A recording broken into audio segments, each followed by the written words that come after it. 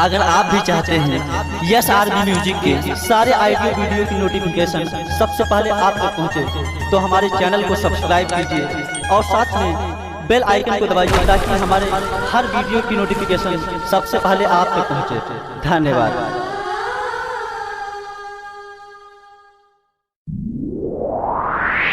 बाबू, हम सब कुछ भूल सकते हैं पर वो पल कभी नहीं भूल पाएंगे जो हमने तुम्हारे साथ बिताए। देखो ना, सपने अपने न हुए पर अपने सपने हो गए।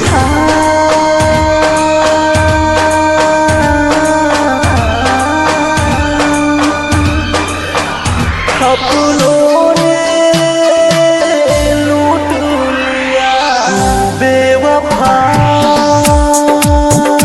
कैले दिल पे सितम, बेवफा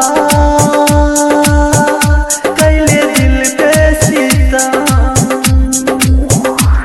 ऐसन बात चोट लगल दिल पे, अब केहू के हम ना बनम।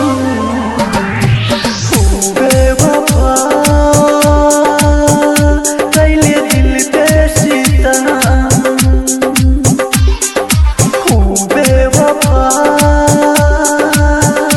कैले दिल पे सितम।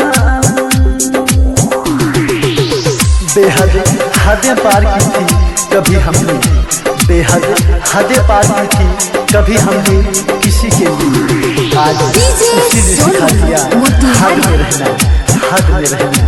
इस दुनिया में अजनबी रहना ही ठीक है।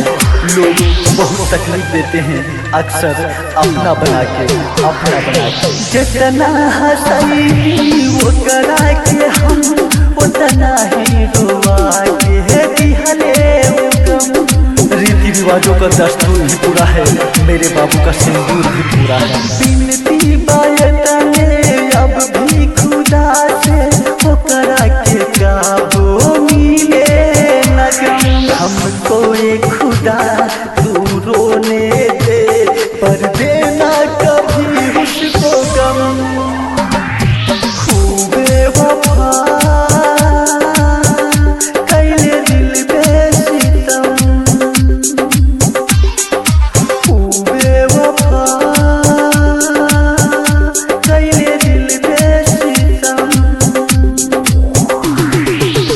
हर किसी के नसीब में कहाँ लिखी होती है ये चाहते हैं, हर किसी के नसीब में कहाँ लिखी होती है ये चाहते हैं। कुछ लोग दुनिया में आते हैं सिर्फ तन्हाइयों के लिए, न जाने क्यों ये दिल इतना नादान बेवफा के लिए रोता है। आंसू बहाता है आंखों से पर लब खामोश रहते हैं। कुछ हो ना हो वो करा के काबू, वो करा के चाहम जन्मों जन्म। हे खुदा, उसकी गलतियों की सजा हमको दे देना। गलती के उनके कौनो भी कीमतिया पन घुमरिया देके भरम। उनका जिंदगी लब सलवा के जीवन के तू दिन का रकम। खूबे वफा जब ले तब ले हम, खूबे वफा कैले दिल पे सितम। क्या ये सनम हट जाए।